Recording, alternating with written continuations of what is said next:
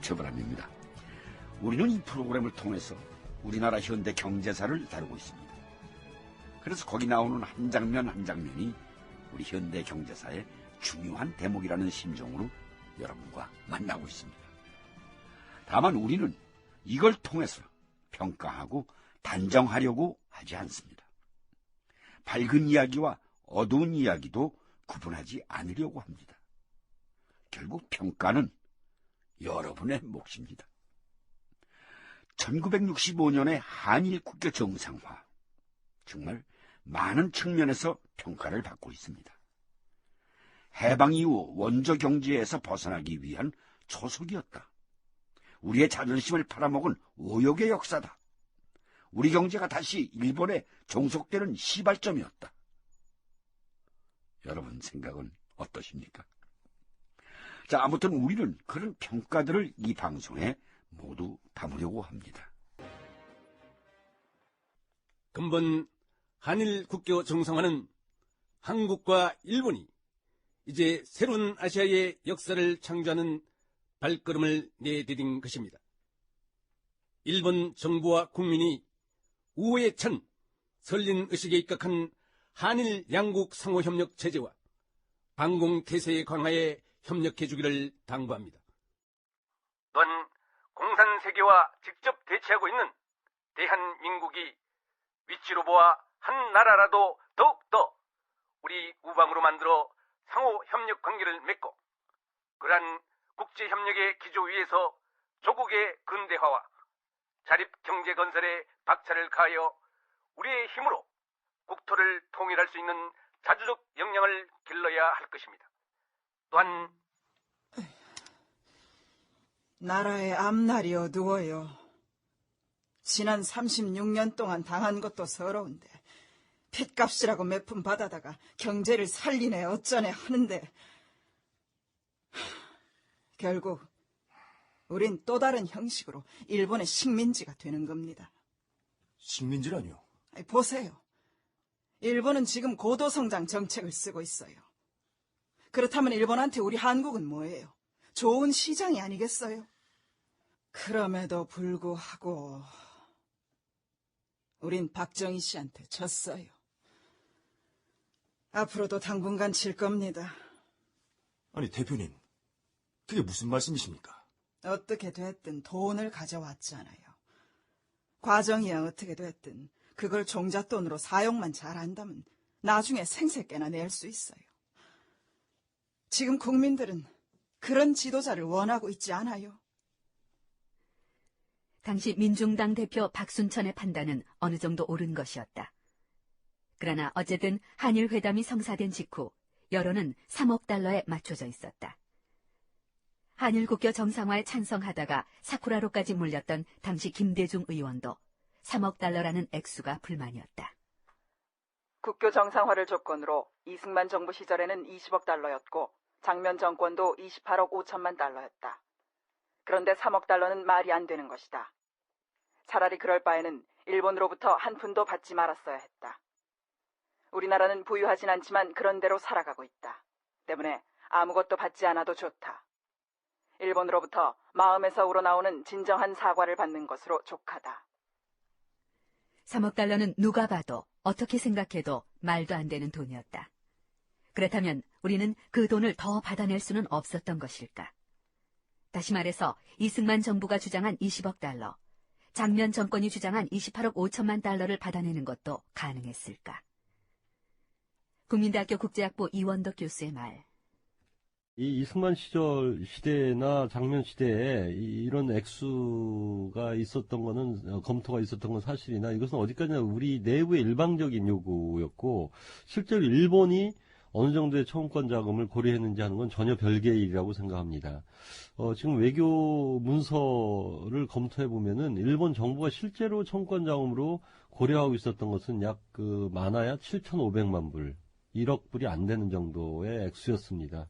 그래서 그 한일회담의 이 청구권 타결 과정이라고 하는 것은 서로 양국의 청구권 자금의 액수를 좁혀가는 그런 그 과정이었다고 볼 수 있고, 결국은 타결된 선이 3억 달러였습니다.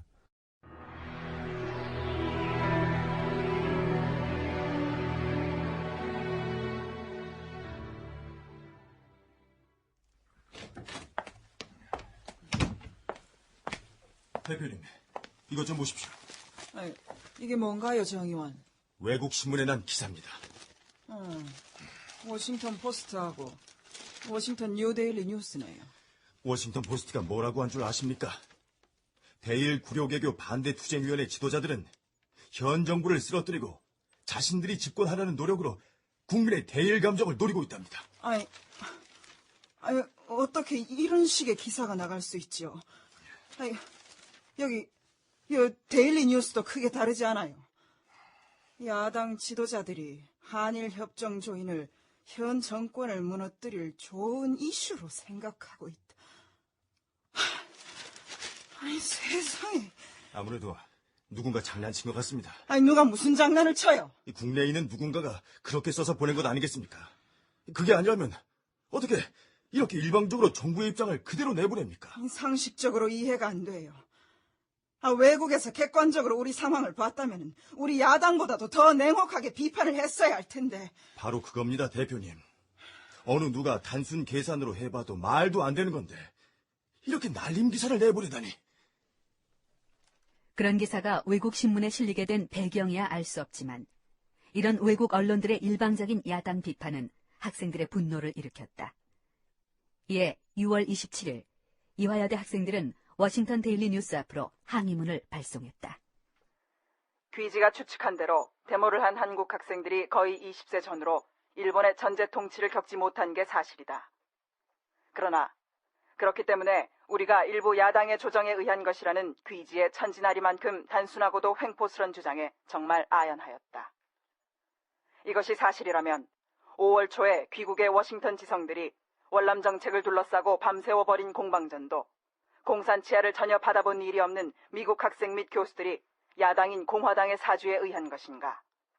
그리고 또 전혀 공산 통치도 모르는 존슨 대통령 및 민주당 행정부의 월남 지지 태도는 누구의 조정이라고 논평할 것인가?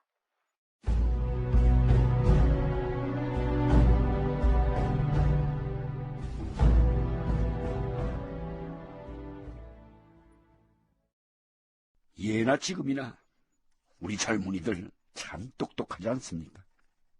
전 이런 모습이 진정한 젊은이의 모습이라고 생각을 합니다. 현실의식도 탄탄하고 그래서 당당하게 자신의 주장을 펴는 바로 그런 젊은이들이 오늘날 한국의 발전을 가져왔다고 믿습니다.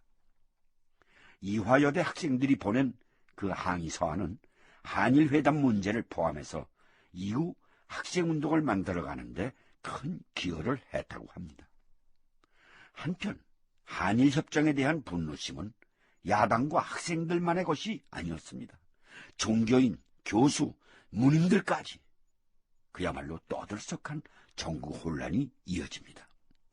한일협정 비준을 하지 말라는 거죠.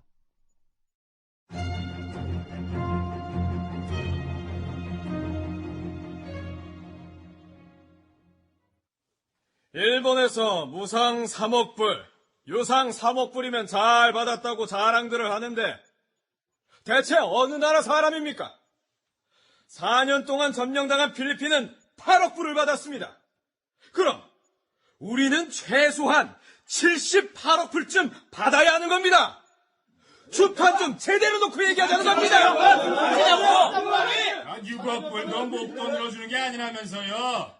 3억 불은 10년 동안 찔끔찔끔 주는 거고 나머지 3억 불은 7년 거치에 20년 상환이니까 일본은 이자 누리를 제대로 할 수 없어 말입니까?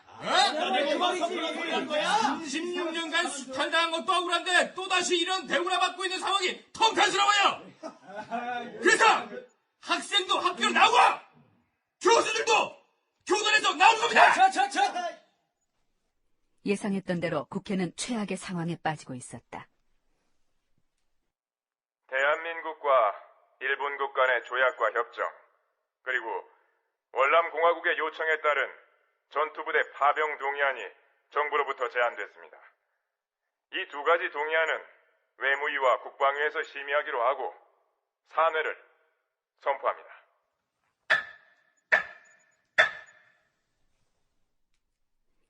야당 의원들의 철통 같은 방비에도 불구하고 불과 2분 사이에 한일협정 비준안은 국회에 보고 발의됐다.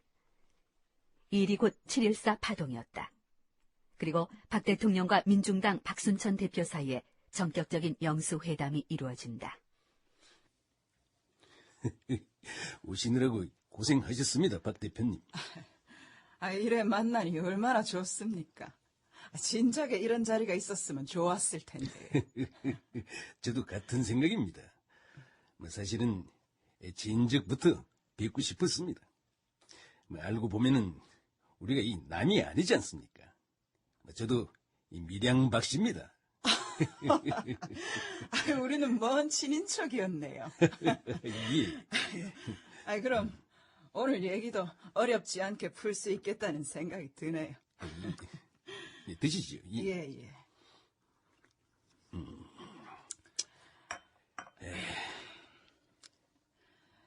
대통령께서도 잘 아시겠지만 이번 한일협정 비준안 통과 문제는 참 유감스럽게 됐습니다. 박 대표님, 저는 이 욕먹을 각오가 돼 있습니다.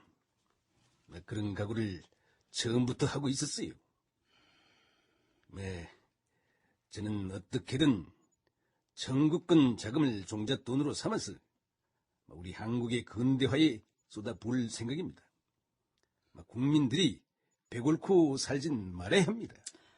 각하의 말씀 틀린 부분이 하나도 없습니다. 예, 그렇게까지 평가를 해주시니 감사합니다.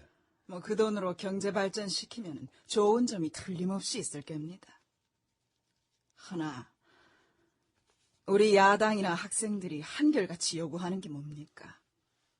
실리에 급급한 나머지 역사의 부채 청산의 명분과 기회를 잃었다는 겁니다.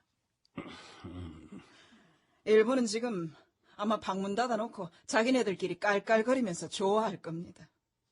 고작 그 돈 줘놓고 그 돈으로 모든 책임에서 벗어났다고 얼마나 좋아하겠습니까? 확인은 못 해봤습니다만. 조금만 더 들어주세요.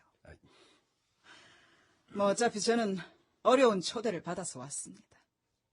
그러니 이런 기회에 제가 더 많은 말씀을 드리고 싶습니다. 예. 계속 하시죠. 아쉬운 점이 너무나 많습니다. 한일 합방 조약의 무효화 시점도 그렇고 일제 강제동원 피해자 보상도 부족하고 정신대 문제, 사할린 동포 문제, 문화재 반환, 독도까지 너무나 중요한 것들을 3억 달러와 바꾸었습니다. 그런 아쉬운 문제들은 저도 공감을 하고 있습니다. 그 문제는 차차로 해결을 하도록 하겠습니다. 믿어주십시오. 어려울 겁니다. 이미 얼마에 완전 해결을 보기로 서명까지 끝난 마당에 일본이 뭐가 아쉬워서 그런 문제를 해결해 줄까요? 안 해줘도 본전인데. 그래도 이 양국 간의 협력을 넓혀가다 보면은 그런 기회도 있을 것입니다. 대통령 각하, 제일 뼈아픈 문제가 뭔지 아십니까? 한일 합방이 원천 무효라는 걸 명시하지 못한 겁니다.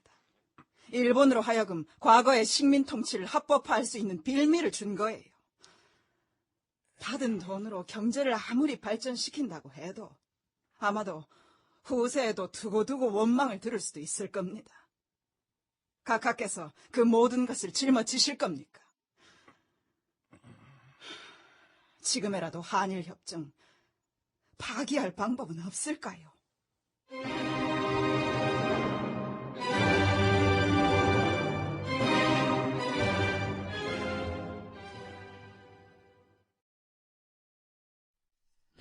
어렵습니다. 배고픔을 참고 명예와 자존심을 지킬 것이냐, 당장 배고픔부터 먼저 해결하고 명예와 자존심은 나중에 기회를 봐가면서 되찾을 것이냐. 오늘날까지 박정희 대통령에 대한 평가가 극단적으로 갈리는 것도 바로 그런 이유 때문이 아닐까요? 그날 밤 박정희 대통령은 뜬 눈으로 밤을 새우지 않았을까 싶습니다.